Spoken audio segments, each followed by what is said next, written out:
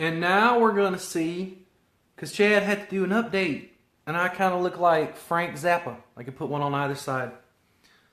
Something like this. All my interviews, I'm going to be drinking a beer, and the hair is going to be like this. Chad Boulding is now watching, and now I'm going to see if I can invite Chad Boulding. Hey, Jennifer, how you doing? Hey, Julian. Yes, I am doing weird stuff with my hair. Hold on a second. And let's see. And there we go. It's inviting Chad. He should be able to press a button and use this wonderful technology given to us by Mark Zuckerberg. And we'll see how it comes up landscape too, because this is new to me.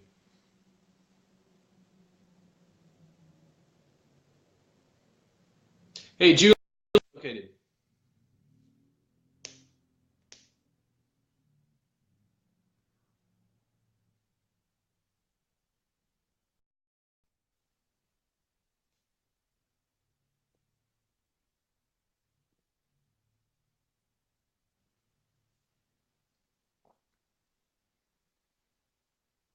It is trying, Chad. We will see. I have invited you again.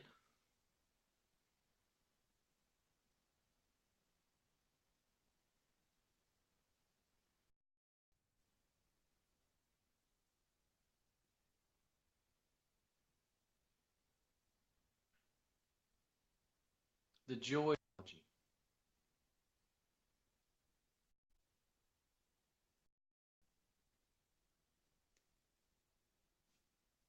Cheryl, how's business going in Dallas? It's been a while since I've seen you.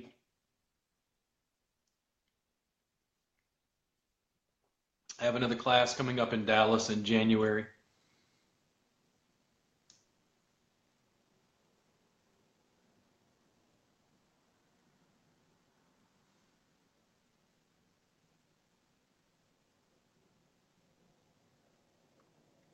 All right, Chad. Is everything viewable on your end?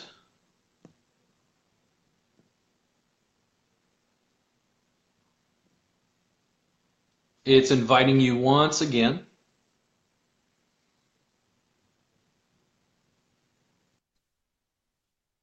There we go. It is working. Yes, thank you, Mark Zuckerberg. They kept saying, turn your device, and I turned my device, and it was not going live. It was not what? It wasn't going live, but Oh, now I don't know. it seems to be working properly. As long as it's working now, and it's actually allowing me to turn my phone sideways in landscape, which I actually prefer. So it looks like it's working. I'm going to try to see if I can get my main screen here. There we go. So, Chad, one of the things that you wanted to talk about, if I'm correct, let me know. These conversations always can sort of evolve as we have the conversation, but we wanted to be able to talk about body work in Arkansas doing and what's going on with massage in Arkansas generally, correct? Yes. Yeah. You're running what they call total rejuvenation studies. Is that the Facebook group? Yes, it's based around the type of therapy I do is based around basically martial arts principles of longevity and getting circulation deep within the joints. And so that's the Facebook group that I have I try to continuously release information through that group. So I hope it is kind of an evolving entity. Yeah, yeah. So there in Arkansas, we were having conversations on the phone the other day that led to this conversation, us talking about doing a Facebook Live. And if I remember correctly, we were generally just talking about the fact that we felt like we were able to give clients more doing, but it was always looked at as like not quite massage, maybe. I mean, that's how I feel. Like I have to, as soon as I say that, when people ask, what do you do? And I say I'm a massage therapist, immediately there's a picture in their head that I have to try and get out. Like what Yeah. they're picturing as massage is really far from what me and you do. Yeah. That was the whole reason that I went for a rebrand. I realized at a certain point that it was like it was fighting too many preconceived notions instead of actually just telling the consumer what I did and what was different about it.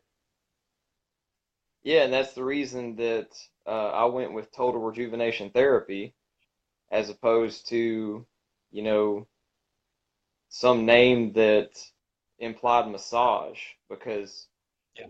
I am more concerned with rejuvenation than I am with massaging someone. You know what I'm saying? Yeah. Yeah, the notion, like, I mean, I think massage as a word can actually be fairly broad. But for people outside of our industry, what I kept telling students was when I would try to sell what I do, there was confusion because wasn't the same thing. It wasn't massage. But then the thing is, it was like, okay, so what is massage? And consistently, it was table cream, glide, and nudity. Yeah. And if you got rid of the table, got rid of the nudity, they were like, we don't understand what you're doing. And I'm like, I'm making clients better. I'm helping people in chronic pain. It's like whatever you want, but it seems to work better than what I was taught that always seemed to be these, table cream, glide, and nudity. It was like, to me, I was delivering what I always wanted massage to be, but it didn't look like what I was taught in school at all.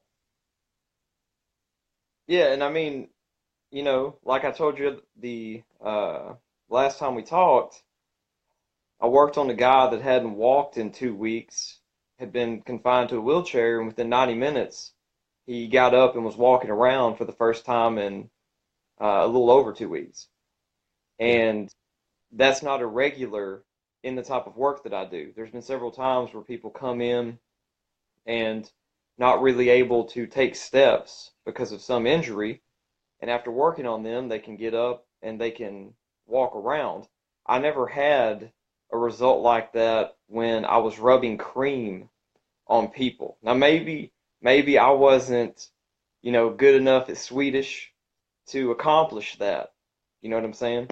But I know with the type of work that I do now that even a beginner or at the very least an intermediate practitioner could get these results. They might not be able to get them as quickly as somebody that's been doing it as long as I have, but they would be able to sit there and chip away at the pain and chip away at the whatever's holding this person back from being able to walk, and Yeah. they would be able to get similar results. So, you know, that's why I teach. Yeah. Yeah. It's an interesting dynamic, and it's so funny to have a conversation with you and hear, yeah, I worked on a guy in a wheelchair and he just started walking around. And I go, well, yeah. It's like, of course.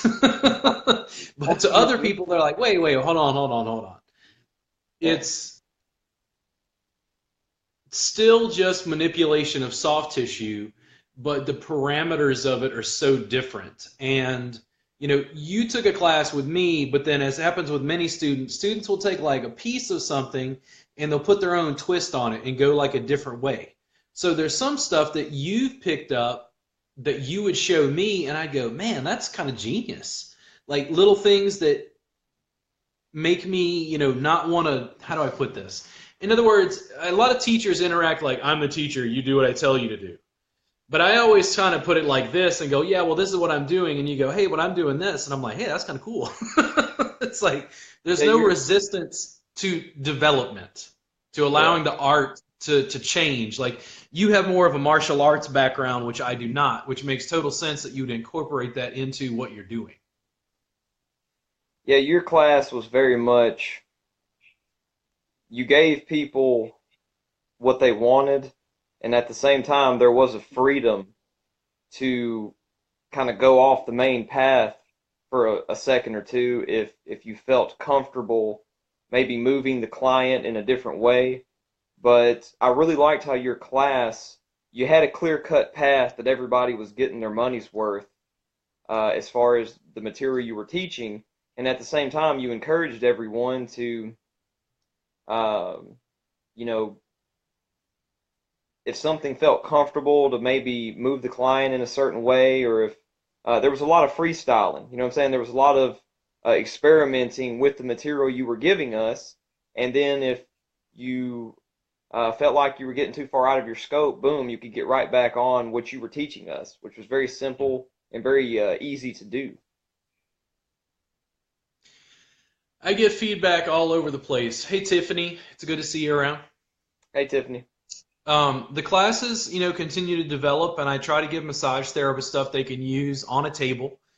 And I try to create a little bit of a stable platform, but then there's that springboard for improvisation, and everybody's different. People have different backgrounds. Maybe they've studied shiatsu or done mat-based work before. Maybe they have no interest in mat-based work. They're just doing table stuff. But there was so much about using a simple technique, let's say not even compression. Let's use mobilization. You pick up a leg and you move their leg around and you're mobilizing their hip. 9 times out of 10, most massage clients, when they would come in and see me, when I would do that to them, they would say, nobody's ever done that to me before. And I went, what? That's how it is. And, Yeah. I think the reason why is because Swedish to me was easier for me to do. What I do now took practice. Like, I was able to perform a very basic beginner Swedish massage without any lessons, without any teaching. Now, obviously, I got teaching in school that made it much better, but I was at least able to perform a very basic, just take this muscle and rub on it. As Yeah. far as movement-based therapy, most people can't just jump in and start doing that. It takes a teacher there or them getting a hold of some material. It's not just something that they can naturally do without some form of instruction or at least seeing it done. And I think that's the reason that it's less prevalent, but it is becoming more prevalent. Like more and more people, or at least here in Arkansas, are getting interested in other forms of therapy to add to their tool bag, Yeah. which I'm very happy about. I know that Massage Envy, which I don't know if they have much of a following in Arkansas, if they have chapters there. Massage Envy added some sort of stretch therapy to their menu of services. I heard And about when that. the largest provider of massage therapy services in the United States adds something they're calling stretch therapy, you and I and practitioners like us have made a dent somewhere because they're responding to consumers asking, for something. Yeah. I have mixed opinions about when it comes to something like Swedish. I think the real problem is people are taught these little separate modalities, and they're taught them as it's under this massage umbrella. So massage is the primary thing, and then you learn trigger point therapy, and you learn myofascial release, and you learn this, and you learn that. So all these are just modalities that are tack-on services under this larger massage umbrella. And I kept going, why did they call this massage? Other than the fact that this is legally regulated as manipulation of soft tissue, I was like, I don't really use Swedish at all, or very rarely. And it's a very great tool for some specific things, but it wasn't a great tool for chronic pain. That was what I found, as far as my practice. Yeah. Obviously, there are people out there that would they would disagree and they would say that they've had good results. But as far as my own practice, I found movement-based therapy to be much more potent at everything that I was trying to accomplish when I worked on somebody. pain, anxiety, depression, um, stuff like fibromyalgia, all the way across the board, there was not a single thing that I didn't find movement-based therapy to be more potent at as far as when I was working on someone. Yeah. And so that's the reason that I made the jump to strictly Thai massage for about 3 years. And then I decided to do what I'm doing now, which is blending in martial arts principles with Thai massage and a couple of other different modalities. Yeah. All movement based. I mean, like you said, no, hardly any actual rubbing on somebody. So you guys watching, Juanita, Peyton, Tiffany, if you guys have questions, feel free to type so that we can, have a conversation with you. We're happy to entertain questions. We just wanted to have a chat about this and what we were seeing in the marketplace from Texas to Arkansas. I've tried to have classes consistently in Arkansas, and I've had problems filling classes because I feel like therapists don't understand what I'm teaching, and it doesn't, for them, like culturally, like it doesn't fit under this box, under this umbrella they're used to, where they're going, what the hell is this? I don't, the people would see me work and it's like suspension system, mat based, standing on people, compression, mobilization. It looks more like Brazilian jiu-jitsu than it does massage. But I had people who were, they got over chronic pain. I was getting better results and I kept going where the clients wanted me to go based on clinical experience. But the whole industry was like, we don't understand what this is. And it was like, I can't listen to you. It's like they're getting better. They're the ones who need help. Yeah, and I mean, you know, really and truly, I have seen in other cultures where it is almost instinctive for them to work on people the way that me and you do. Here in America, let's say a little kid falls down. You know what I'm saying? It's very instinctive for the parents to go, where does it hurt at? And they'll go, oh, my shoulder. And they'll lightly, massage their shoulder, try to make it feel better. But I've seen other cultures where a kid might fall down, and instead of rubbing them, they very lightly and very gently mobilize whatever is the matter because they want that kid to be able to continue to move. They're not as concerned with let's make it feel better. They're concerned with let's keep you healthy and moving.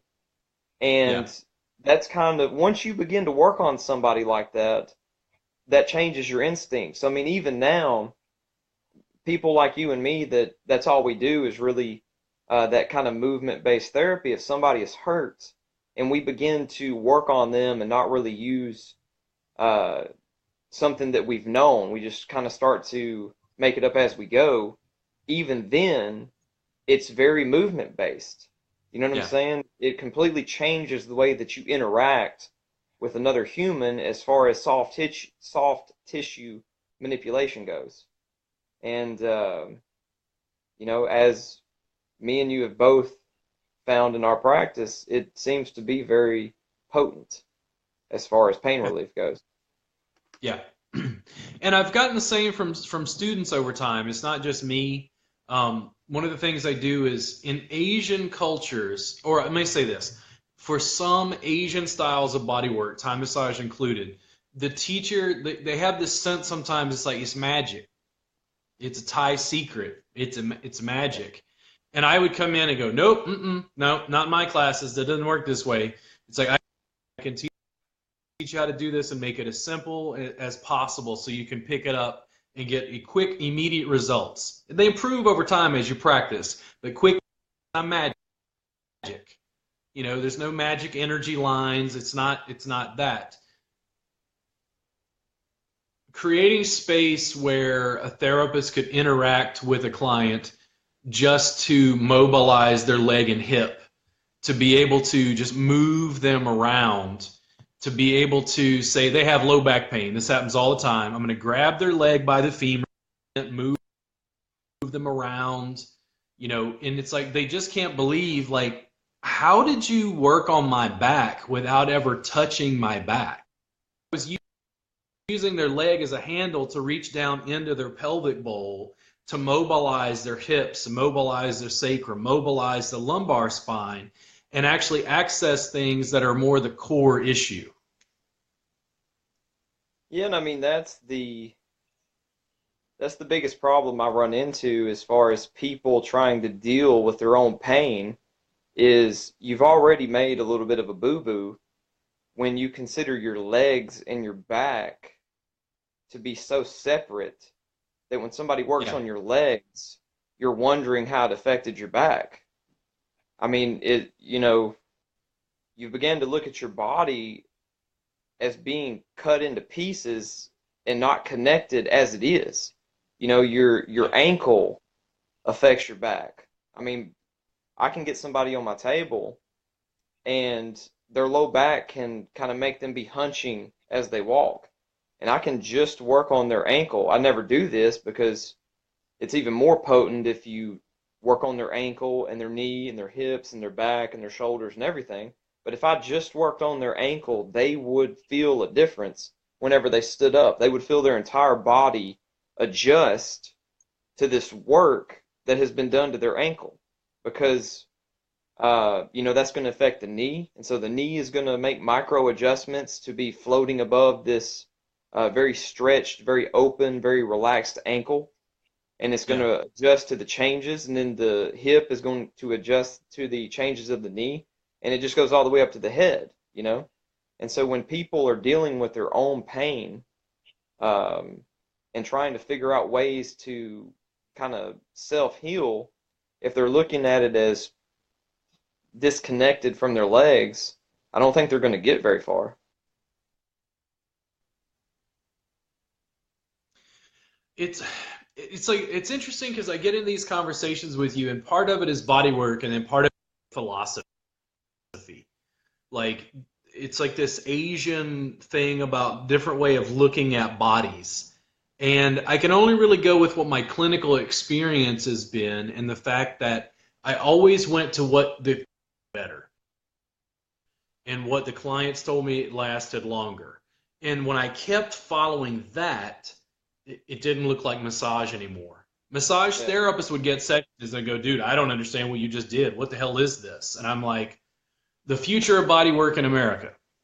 Like, I don't know what else to call it. That was where it made me decide to rebrand, because it's like, listen, if it's great, effective work and the clients love it, and my clients write reviews that sound like medical, it's not weird to me to hear from you. I worked on somebody in a wheelchair and they got up and walked around. But the thing is, it's just like a simple application of soft tissue techniques combined with, what you were calling mobility. Like, even Thai massage, they would always talk about stretching. And I was like, I mean, I do, lengthen tissue, but it was more about mobilizing the hip than it was like bringing it to its end range of motion. I mean, I teach in all my classes. People can do what they want to, but I tell them as far as what I have seen, I get far superior results if when I'm doing a technique, if I take the client right to that edge where the stretch starts and then do some other stuff and then do that same move again like 60 seconds later after fresh blood has come in, the body has made micro adjustments to this new lengthened set of muscles, and then I do it again, it will always go further without any effort, and there will be a new edge where the stretch starts. And most therapists would take them at least 4 or 5 inches further than I do. But after I've done it 2 or 3 or 4 times, they're going much further than they would have if I would have actually stretched them and caused them pain and took away their comfort. Because even on stretching myself, let's say I do the splits, I can go 4 or 5 inches further down than I go, but I do the splits 3 or 4 times, about 60 seconds apart, and each time I go deeper, and it feels like to me, on myself and on clients, if you don't take people into what I call the red zone, where they actually start experiencing pain, if you don't take people that far, it feels like smaller muscles that normally kind of tighten up if you take it into the red zone. If you don't take them that far, these smaller muscles tend to release as well. These weaker, very sensitive muscles that usually look for any excuse to tighten up because they're so weak or they're so sensitive. It Yeah. seems like lightly stretching someone really gets into that deeper level of musculature as opposed to taking them to their limit to where they can't stand anymore. And Yeah. that's even, like I said, when I'm stretching myself, but repeated, going through it 2, 3, 4 times, you can really take somebody that's stiff and make them look like Gumby, Yeah. from what I. So much of it has to do with whether the client trusts you, and if you take them too far, they tighten up because they're afraid of being injured, which is a normal response. Usually, the way I say it verbally is the work can be intense. It's not supposed to be painful, but the intense is like it has their attention. They're like, ooh, wait, what's that? Ooh, right there. Ooh, ooh, ooh, right there. Okay, I'm aware of that. It's intense, but it's not painful to where I'm like, oh, I have to protect. If I can hold them at what I think of as intense, then for some reason they just seem to unwind. And I've never been able, from a scientific standpoint, be able to point to research studies and say that's why. But from a clinical experience point, it was like I seemed to get more benefit when I kept them at that edge. If I could keep them there and hold them there, allow that area to unwind and then back off, maybe mobilize, test again, and then do it again, that was what seemed as a flow to work best. Gotcha. I do my So best. Cheryl, go ahead. Oh, go ahead. Cheryl had asked something about Umeho. Cheryl, what is that? I had never heard of it. And then Chris, I was seeing you were talking about using a walker and doing some other stuff at like mobile events. Is it because if you show up with a mat, they don't know what you're there for? They don't know what the mat is for? That's probably likely because they've probably never seen mat-based work. That's one of the reasons I always encourage students to make videos because it helps educate the public about what we do. And for people who do mat-based work, it makes your work completely stand out because large chains and spas don't offer it. It makes what you do look completely unique. But yeah, you can go ahead, Chad. They'll answer as they can. Yeah, so that's Chris. They don't know what the mat is for. That's another reason with the Time Massage Jam, the reason I've fostered that is it creates a mat-based culture that the work can kind of spring out of because most facilities don't allow mat-based work, so it's a real, cultural anomaly. It's like you're coming in and like pushing their sacred cow over, which the massage table is everything in the industry, right? I mean, because it's table based. Like if you go in and take a massage therapist and push over their table, they feel like you've just insulted them, like you've removed the way that they work. So I've taken my time, Matt, to a couple different, yeah, things where you rent a booth for whatever, yeah, bridal fairs and stuff like that. As long as you can get one person on it, every time I turned into like everybody was watching me. I mean, they had never seen yeah, anything like that. I had a line coming up to my mat, and all the yep, other booths were just fascinated with this, this type of massage that is done on a mat. yep. So Umeho, Cheryl, I'm thinking I may have seen a video of that. I'm not sure if this is it or not, but there was a Mexican gentleman. It looked like a lot of like chiropractic adjustments or something that were sort of mat based. I'll have to go look up Yumeho specifically and see what I can like find about research of it. I had someone one time who was a Mexican ancestry. I worked with them, and they said that my work, it reminded them of the guys who worked on the people at the rodeo in Mexico. That in Mexico, the guys who worked at the rodeo clowns and all the bull riders, that they would get body work, and whoever was doing that, what I was doing reminded them of that specifically. What you said about the mat-based work, I had a student in Houston. They were doing a cycling event, like post event. And what I was told was they said that they were doing the massage everybody else was doing on a table. And then she said, Robert, I got tired. And when I got tired, I started doing what you taught me. And what she started doing was picking up their leg and mobilizing them and using her body weight to move them around and stretch them and lengthen them and make it easier on her hands. And she said when people looked at what she was doing on a table, all the riders got out of everybody else's line and got in her line. Because when they looked, they said, ooh, I want that. That's what I want. And that goes a long way to showing me like there's sort of proof of concept, but the mass of the industry has not caught on yet. That's what it still feels like.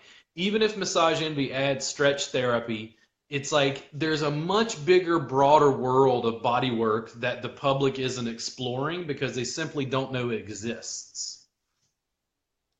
You said you saw a video of it. Was it a biker at a biker rally that had a mat? Yeah. Okay. Yes. Yeah, you've seen the video. You know what I'm talking about. Yeah, that was in Mexico. I saw some of the other videos. I'm assuming that's what Cheryl might be talking about, but I'm going to have to look it up. I've never heard of Yumeho. Chad, are there specific conditions when you work on people in your area? First, where in Arkansas are you? Thursday through Saturday, I work in Conway, Arkansas. Conway. Okay. And then on Monday and Tuesday, I work in El Dorado. Okay. So the thing is, when you work in that area of Arkansas, when you work with clients, are there specific conditions you've been able to consistently help people with? Pretty much anything that can be boiled down to tension. And there's not a lot of conditions that, can't be boiled down to that in some way, shape, or form. Yeah. I mean, anything that has to do with pain, it's just tension that has gotten so extreme that now it hurts. Anxiety. You're tense in weird places inside your body. People with anxiety do really well as far as relaxing when I work their abdomen and get all of that really loosened up so that they start breathing down in their belly the way that a baby does, as opposed to this chest breathing that Americans do. Yeah. And so, headaches, plantar fasciitis, all the big ones, all the celebrities amongst the pain world. Yeah. Fibromyalgia. Fibro is the one that's been kind of hit or miss. It depends on the person I'm working on. It seems to have some variance. I'm not really like an expert at it. Some people with fibro I do find actually like table work in Swedish. And then I've had other people who are the complete opposite. They really like deep compression. But it seems to be variant. I'm not sure what the deal is. I know that in my practice, a lot of the people I work with, I see a lot of carpal tunnel, headaches, chronic back pain of various sorts, and then stuff like plantar fasciitis, and then sciatica. Sciatica is the big one. Like 9 times out of 10, I laugh when people tell me they have sciatica because I have to ask them, do you have a degeneration of your sciatic nerve?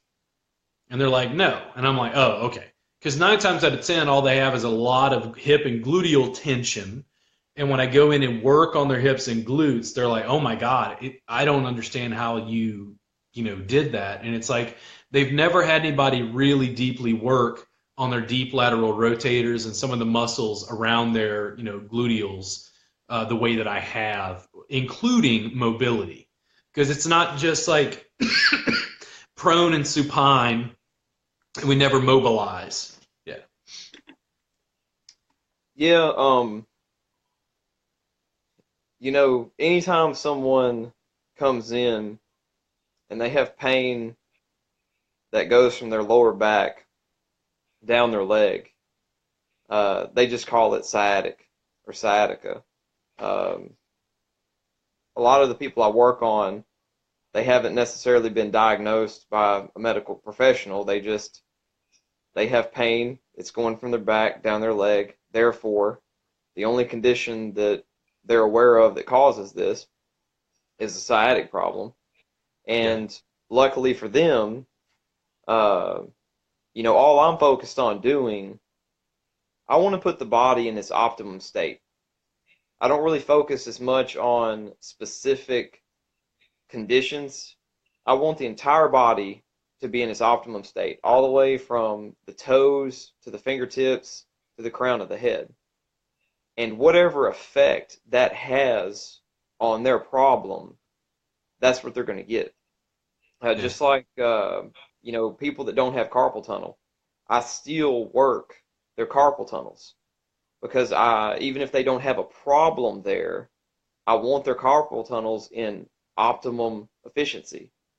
And so head to toe, no matter what the problem is, I work the whole body, and then the effect that has on the injury or problem or whatever, that's what the client is going to receive. And usually the body is really good at healing itself if you can kind of remove the restrictions of circulation that start to build up through repetitive motions, such as sitting in a car for an hour to work so you can sit down at a desk for 8 hours and then sit down an hour drive back just so you can sit down in your recliner when you get home.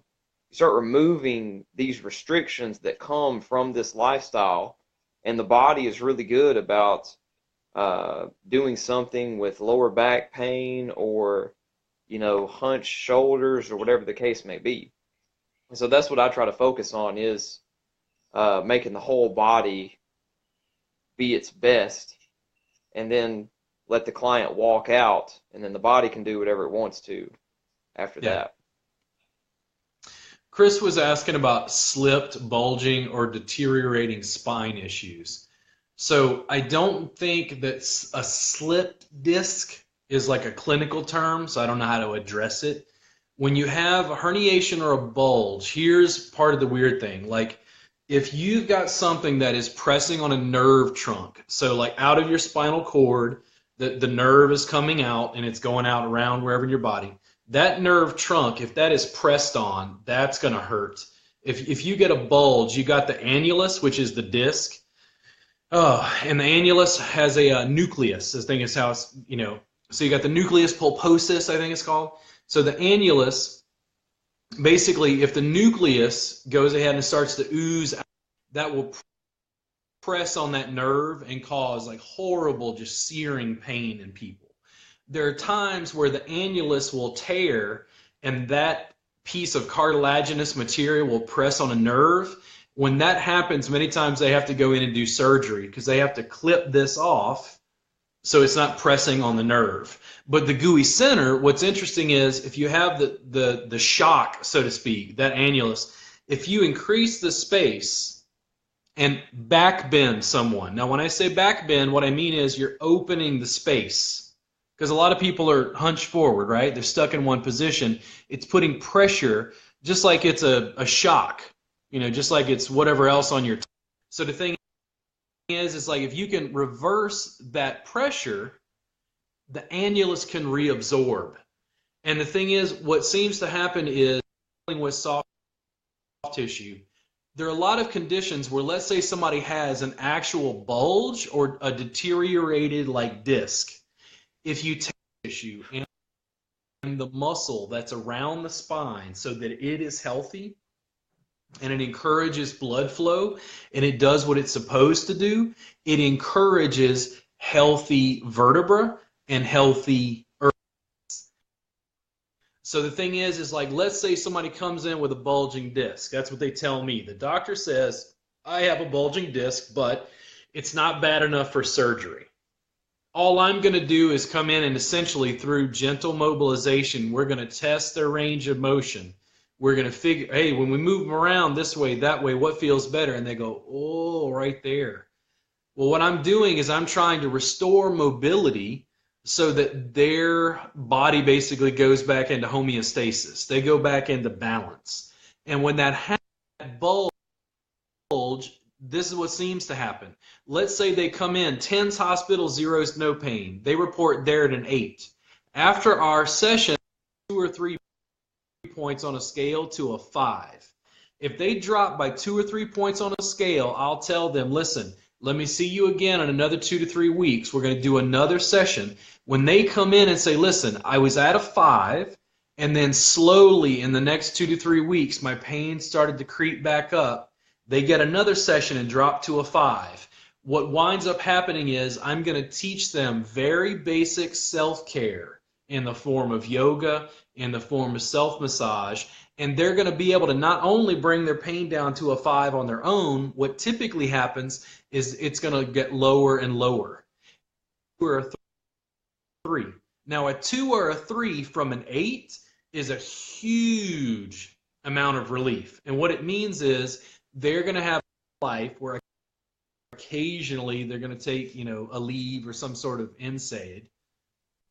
But we've made their pain more manageable. But I haven't done bulge in and of itself. Does it make sense? In other words, we didn't cure anything. It's what we did is we just addressed the soft tissue, because a lot of people have 2 or 3 that bulge. I can't do anything about it. The rest of the other 5 is just from soft tissue, which is what Chad and I, what soft tissue people, massage therapists are good at helping with. When the problem is soft tissue, that's what we get rid of. That's what I see in clinical practice again and again. People think it's magic, and it's just not. On some levels, it's so simple, I almost feel guilty charging for it. Does that make sense? It's kind of like Chris. Like when Chris has done work on my car or something on my house, he installed like a little fan for my roof for a solar panel. To him, that's inordinately simple. To me, that's rocket science. But he makes that process simple. The stuff that Chad and I are doing, it's the same thing with bodywork. Like to us, it seems simple to just deal with basic mobility and soft tissue.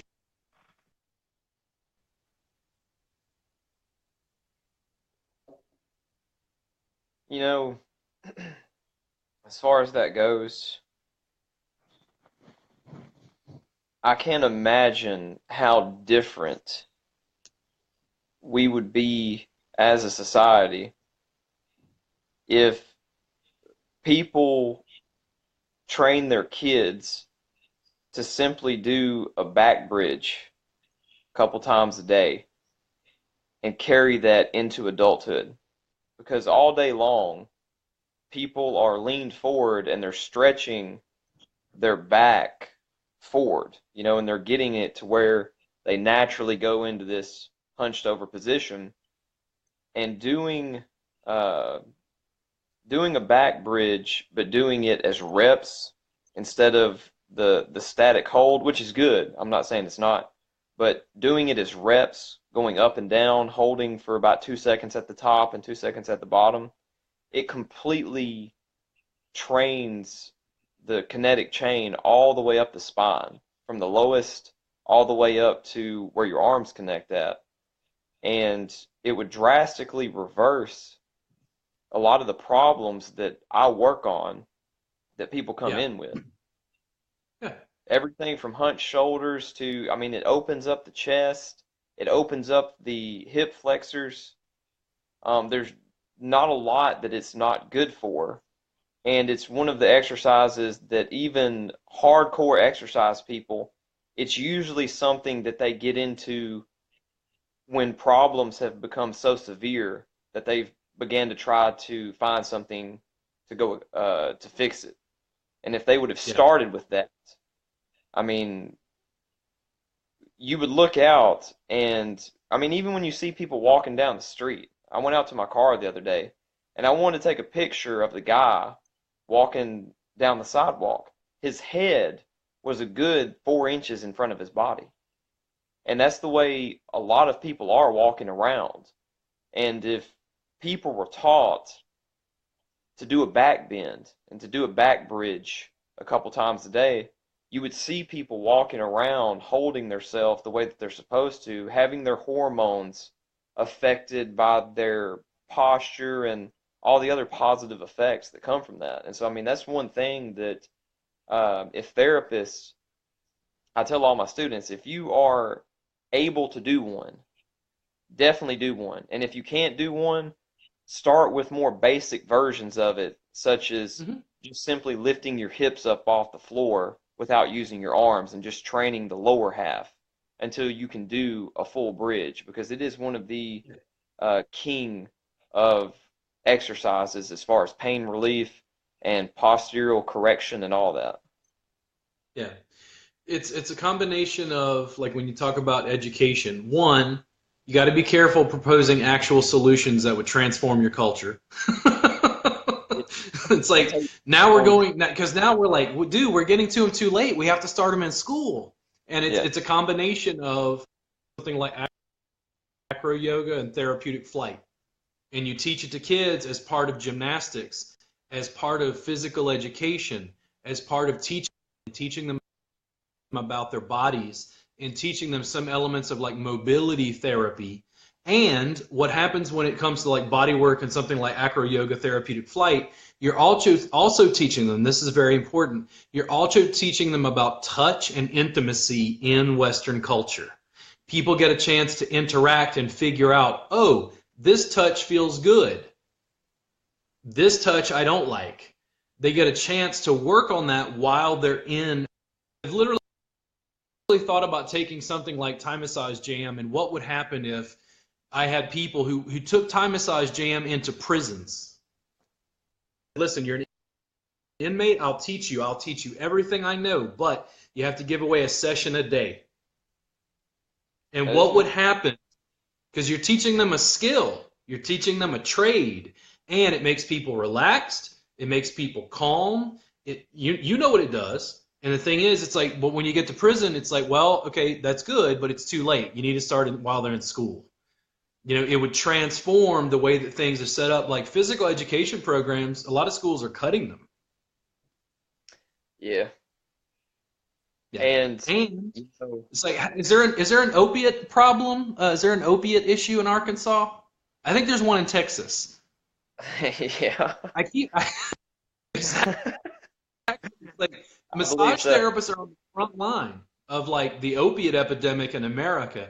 I never hear massage therapists talk about it. I mean, I do. Like, I expect Yeah. my work to be part of the solution. You know what I mean? Not that, you know, there's a lot of money put into making certain that that is one of the go-to therapies for pain, but I hope that my work does cut down on opiate use. You know what I'm saying? Uh-huh. Yeah. But as far And the thing as, is, think about it this way. If you took you and I, Chad, okay, and somebody who's watching this, they run an opiate like clinic, like an opiate treatment center, chronic pain stuff.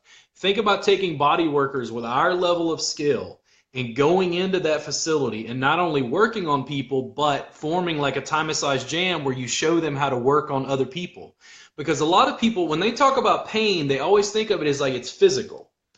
But for a lot of people, that physical pain starts to manifest emotionally and psychologically as well. Like you have a much more succinct way of talking about anxiety and depression and using body work to try to treat those issues. And the thing is, like, people look at it sometimes like, oh, you have physical pain. And it's like, no, dude, I have psychic pain.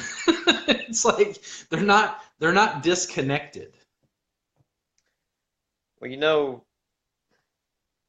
the I told somebody the other day I was working on a personal trainer, and amongst the bodybuilding community, the rule of thumb for most people, an exercise as far as the amount of weight that you can move 1 to 3 times. So, bench press. The amount of weight that you can bench press 1 to 3 times is considered your strength gains as far as that spectrum. The amount of weight that you can move about 5 to 8 times is strength and mass gain. And then once you get above like 10 to 12, you start talking endurance, is what they call it. But I told this personal trainer, from my personal experience, anything about 20 reps or higher that you can do, I consider pain relief. If you've got a hurt shoulder, but it's strong enough and you're able to do 20 push-ups on your knees. I don't like calling it this, but the quote-unquote girl push-up. You know what I'm saying? If you can do 20 reps of that and do that every day, most people would begin to have a shoulder that feels better, after maybe 2 weeks of doing that. And so I told her, and she kind of thought about it, and she seemed like she might need to think about it a little more, but that sounded correct to her. Anything you can do about 20 to 25 times, you're starting to talk about pain relief. And you got to get that joint, whatever the exercise is that involves it, you got to get it involved. But even for, lower back, if you get on your stomach and you just raise your legs up off the floor just a couple inches, you do that 20 or 25 times, that high of a rep isn't a heavy weight for you, but it is enough to start causing a physiological change if you do it every single day. And the stronger that you make a body part that's in pain, most of the time you're going to make it feel better unless you're doing something that is damaging it. And you've got less of a chance of damaging it with those high reps because it's such a low weight as far as what you can handle. Now you start doing something that, if you've got a hurt back and you're doing deadlifts that you can only do 1 to 3 times, that's a heavy weight for that body part, and you could very well do more damage. But you do kind of a light, feathery exercise that you can do 20 to 25 reps of. I think that that causes a drastic change as far as pain relief goes. And most of the people that I've recommended that to have said that, Yeah. I think that goes really well with the type of work that we do because you loosen them up. The mobility part. So like I'm good right now at the body work and like sometimes like pressing on something and getting them to actively engage. I'm not as good at this point. I don't know quite as much as I would like about general mobility and what we think of as exercise. I teach yoga, but my yoga is more like range of motion. It's more like over here where it's like I'm using tennis balls and foam rollers and things to get them to do their own soft tissue work. I don't know quite as much about like degrees of range of motion of the hip. Now, when I say that, what I mean is from the stance of like a personal trainer or physical therapist. I don't have some of that same background, but I'm willing to go in and look at some of this. Yeah, and I mean, most of the way that I look at the human body comes from a couple people that are Russian. And I always find those people really in tune with things that make sense to me because they're in that weird place where they're halfway between Western culture and Eastern culture. They basically look at Eastern concepts with a Western scientific mind. And so if you look at the Russian martial art of Sistema, I've seen some guys that practice that. Bruce Lee could do the 1-inch punch. They incorporate that into their martial arts because they say that it is a form of generating what they call wave power from your Yeah. ankle up your body and out your fist. And so even though you think of Russians as or they're portrayed usually as these hardened soldiers that are muscular and they're very kind of manly, very tough, very gritty. But you watch them do their work and they're ridiculously flexible. Like they'll go from doing one-handed push-ups like it's nothing to full splits. And I don't find any other culture that has been able to do that as impressively amongst such a broad spectrum of people. Like every time I've seen Systema practitioners, be male, female, big guys, small girls, whatever, they can generate massive amounts of strength, and yet they are very flexible. And so their ideas are what I incorporate into my body work. And that's the reason that range of motion is so important to Yeah. them because it's where they draw their strength from. And so when I Yeah. work on somebody, that's one of the things that I'm trying to do is I'm trying to make them much more flexible, have much more range of motion, but simultaneously there is a pain relief that comes from that. You know what I'm saying? Yeah. It's making me think there were some videos that went through my Facebook feed long ago, and it was essentially dad, because these people were taking babies and holding the babies by the ankles and like holding them and shaking them out, like holding them by the arm, and like, dude, people were like, this is child abuse. And it was like they were doing some crazy sort of like manual practice with these kids They to were get them wringing like out a washcloth. say it again. Like they were wringing out a washcloth. I've seen videos of them doing that in Jamaica, Yeah, and I've read studies that they think that's the reason Jamaica produces such excellent runners is yeah, because they do that to their legs at such a young age, and they're just squeezing blood out of those muscles and letting fresh blood yeah. come in. And uh, I think there's definitely something to that. Well, I mean, I don't know. It's like, there's limitations, but at the Yeah. same time, I was trying to think of where I was going after that. I think we were discussing, it made me think of Wim Hof. Have you looked at Wim Hof and like the ice baths and the breathing exercises and stuff? I do. I found him back in 2012, Yeah. and it cost a little bit to buy that much ice, but I do 40 pounds on a pretty regular basis, and then every once in a Yeah. while when I want to pick it up a notch, I'll do 60 pounds, but that's 15.81 at come and go. And I get Yeah. tired of paying almost $16 to take an ice bath. But Yeah. yeah, I love his stuff. It's fantastic. To the understandings I have of anatomy and physiology, most of the breathing stuff that I've done is from yoga and it's from self-experimentation. Yeah. About it, like I learned how to, make my hands hot, for instance. Now it seems like a parlor trick, but as a massage therapist, it would help because, it feels like it warms muscles. But other than that, and then almost induce underlying anxiety attacks by altering oxygen and carbon dioxide levels in my bloodstream, doing breathing exercise. What would happen is it was almost like I was meditating, but it was happening all day. And it was just drawing my focus down to a single point so I could maintain concentration. But it's like I don't have a lot of teachers on that level to be able to get more information from. And I've not looked at Wim Hof's, other than seeing like some videos. I haven't subscribed to any of his stuff to try to check it out.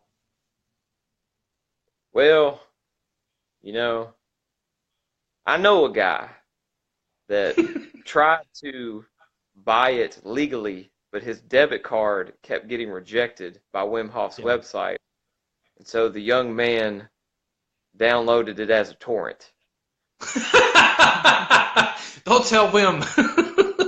Hey, that young man paid $40 for his book.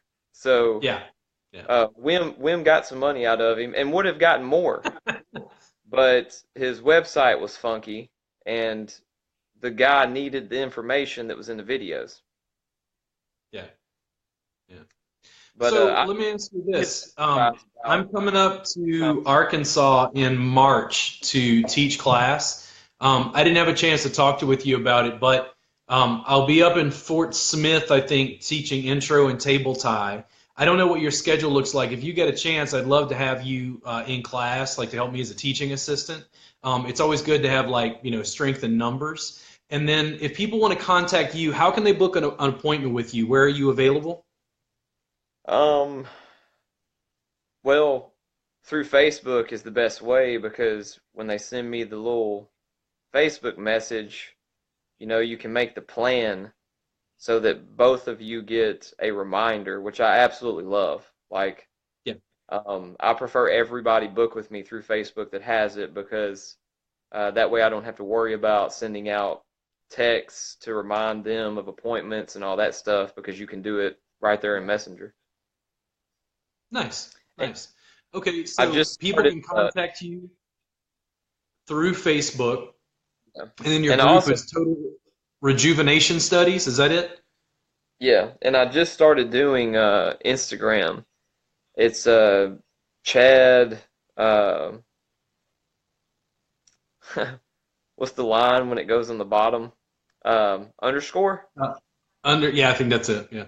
Yeah, Chad underscore Bolding underscore TRT, which is Total Rejuvenation Therapy. All right, cool. So people can book an appointment with you, and then, like I said, I'll be at the Arkansas School of Medicine, Dina School in Fort Smith sometime in March. I forget the exact dates, but it's 5 days back to back. I think the first three are intro tie, and then the last two are table tie to go ahead and try to teach there in Arkansas again. Listen, I'm going to go ahead and head out. Did you have any final comments? Oh man, just keep it We gangster. covered spectrum. We wound up at Wim Hof and ice baths. Yeah. I Yeah. enjoyed it, man. Cool. Listen, I'd be happy to do this again soon. Let's go ahead and just kind of chat. We can talk about, if there are other topics we want to address. But it's good to put out more content, and I thank you for doing the interview with me. My pleasure. I thank you for offering the interview. Always. You guys keep the faith, and I'll see you again soon in Arkansas. Bye. All right, take it easy.